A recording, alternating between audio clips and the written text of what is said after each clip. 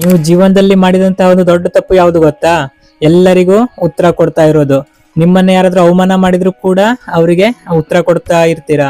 ಮತ್ತೆ ಯಾರಾದ್ರೂ ನಿಮ್ಮನ್ನ ಟೀಕಿಸಿದ್ರು ಕೂಡ ಅದಕ್ಕೂ ಉತ್ತರ ಸಿದ್ಧವಾಗಿರುತ್ತೆ. ಮತ್ತೆ ನಿಮ್ಮನ್ನ ಯಾರಾದ್ರೂ ತಪ್ಪಾಗಿ ತಿಳ್ಕೊಂಡ್ರು ಕೂಡ ನಾನೇ ಸರಿ ಅಂತ ಹೇಳಿ ನೀವು ಅದನ್ನ ಪ್ರೂವ್ ಮಾಡ್ಲಿಕ್ಕೆ ಪ್ರಯತ್ನ ಮಾಡ್ತಾ ಇರ್ತೀರಾ. ಸೊ ಒಂದು ಟೈಮಲ್ಲಿ ನಿಮ್ಗೆ ಗೊತ್ತಾಗತ್ತೆ ಪ್ರತಿಯೊಂದು ಜಗಳದಲ್ಲಿ ಗೆಲ್ಲುವ ವ್ಯಕ್ತಿ ಜೀವನದಲ್ಲಿ ಸೋಲುತ್ತಾನೆ ಅಂತ ಹೇಳ್ಕೊಂಡು. ಅವನು ಕೇವಲ ಸುಸ್ತಾಗ್ತಾನೆ ಹೊರತು ಗೆಲ್ಲೋದಿಲ್ಲ. ಯಾಕಂತ ಹೇಳಿದ್ರೆ ಜನಗಳಿಗೆ ನಿಮ್ಮ ಸತ್ಯ ಬೇಕಾಗಿಲ್ಲ, ಅವರಿಗೆ ನಿಮ್ಮ ಮನಸ್ಸಿನ ಶಾಂತಿ ಹಾಳು ಮಾಡೋದು ಮಾತ್ರ ಬೇಕಾಗಿರುತ್ತೆ. ಅವರು ನಿಮ್ಮ ಮಾತುಗಳನ್ನು ಕೇಳೋದಿಲ್ಲ, ನಿಮ್ಮ ರಿಯಾಕ್ಷನ್ ಮಾತ್ರ ನೋಡುತ್ತಾರೆ. ನೀವು ಯಾವಾಗ ಮೌನವಾಗಿರ್ತೀರಾ ಆ ಕ್ಷಣದಿಂದ ಅವರು ಸತ್ಯ ಹೋಗಿರ್ತಾರೆ. ಸೊ ಹಾಗಾಗಿ ಈ ಮೌನದಲ್ಲಿ ಇರುವಂತ ಶಕ್ತಿಯನ್ನು ತಿಳ್ಕೊಳ್ಳೋಣ. ಕೆಲವರು ನೋಡಿ ಈ ಮೌನದಲ್ಲೇ ಇರ್ತಾರೆ, ಆದ್ರೆ ಎಲ್ಲರ ಗೌರವವನ್ನು ಪಡ್ಕೊಳ್ತಾರೆ. ಹಾಗಾದ್ರೆ ಮೌನದಲ್ಲಿ ಅಷ್ಟೊಂದು ಶಕ್ತಿ ಏನಿದೆ ಅನ್ನೋ ಒಂದು ರಹಸ್ಯವನ್ನು ತಿಳ್ಕೊಳ್ಳೋಣ.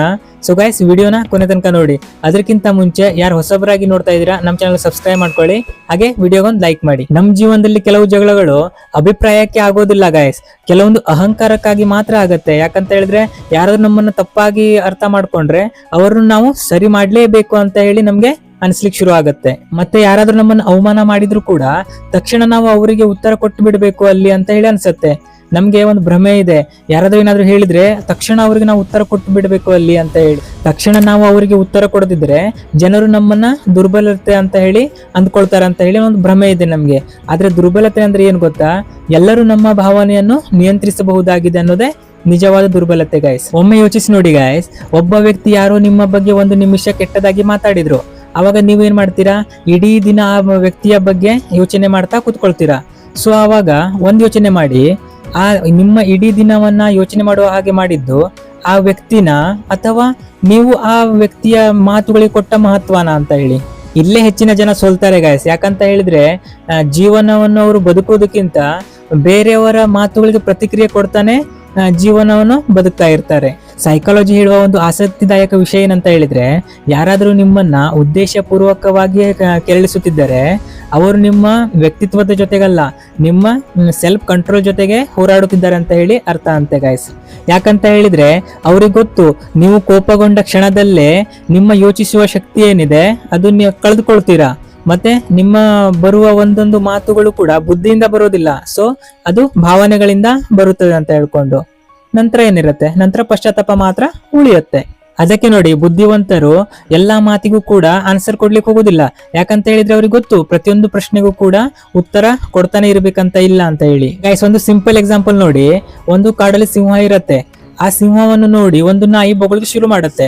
ಸೊ ಆ ನಾಯಿನ ಬೊಗಳ್ತಾ ಇದೆ ಅಂತ ಹೇಳಿ ಆ ಸಿಂಹ ತಲೆ ಕೆಡಿಸ್ಕೊಳ್ಳಲ್ಲ. ಯಾಕಂತ ಹೇಳಿದ್ರೆ ಸಿಂಹನಿಗೆ ಗೊತ್ತು ತನ್ನ ಶಕ್ತಿ ಏನು, ತನ್ನ ಸಾಮರ್ಥ್ಯ ಏನು ಅಂತ ಹೇಳಿ ಗೊತ್ತು. ಸೊ ಹಾಗೆ ನಮ್ ಜೀವನದಲ್ಲಿ ನಾವೇನ್ ಮಾಡ್ತೇವೆ ಅಂತ ಹೇಳಿದ್ರೆ, ಯಾರಾದ್ರೂ ನಮ್ಗೆ ಒಂದು ಅವಮಾನ ಮಾಡಿದ್ರೆ ಅಥವಾ ಟೀಕಿಸಿದ್ರೆ ನಾವೇನ್ ಮಾಡ್ತೇವೆ? ದಿನಾವಿಡೀ ಅದನ್ನೇ ಯೋಚನೆ ಮಾಡ್ತಾ ಕುತ್ಕೊಳ್ತಾ ಅದ್ರ ಬಗ್ಗೆನೇ ತಲೆ ಹಾಳು ಮಾಡ್ಕೊಳ್ತಾ ಅವ್ರಿಗೆ ಉತ್ತರ ಕೊಡ್ಲೇಬೇಕು ನಾನು ಅಂತ ಹೇಳಿ ನಮ್ಮ ದಿನವನ್ನು ಹಾಳು ಮಾಡ್ಕೊಳ್ತಾ ಇರ್ತೇವೆ. ನಮ್ಮ ಬಗ್ಗೆ ಆಗ್ಲಿ, ನಮ್ಮ ಸಕ್ಸಸ್ ಬಗ್ಗೆ ಆಗ್ಲಿ, ನಾವು ಏನ್ ಮಾಡಬೇಕು, ನಮ್ಮ ಕೆಲಸದ ಬಗ್ಗೆ ಅದನ್ನ ಯೋಚನೆ ಮಾಡ್ಲಿಕ್ಕೆ ಹೋಗೋದಿಲ್ಲ.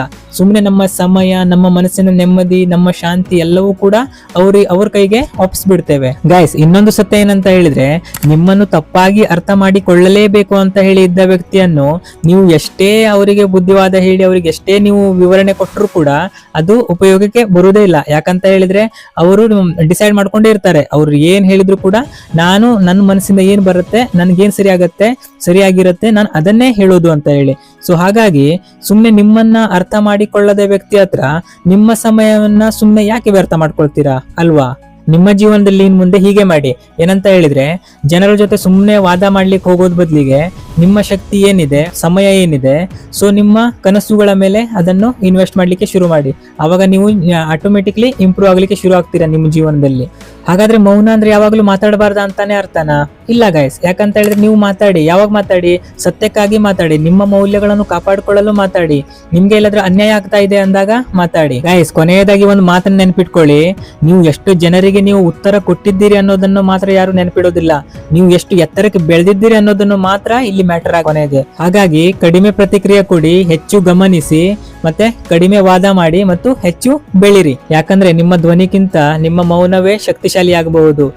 ನೀವು ಯಾರ ಜೊತೆಗೆ ಆದ್ರೂ ಸುಮ್ಮನೆ ವಾದ ಮಾಡೋದಕ್ಕಿಂತ ಆ ಸಮಯದಲ್ಲಿ ನೀವು ನಿಮ್ಮ ಕನಸುಗಳಿಗೆ ನೀವು ಕೆಲಸ ಮಾಡ್ಲಿಕ್ಕೆ ಶುರು ಮಾಡಿದ್ರೆ ಆಗ ನಿಮ್ಮ ಮಾತಿಗಿಂತ ನಿಮ್ಮ ಯಶಸ್ಸೇ ಜೋರಾಗಿ ಮಾತಾಡ್ಲಿಕ್ಕೆ ಶುರು ಆಗುತ್ತೆ.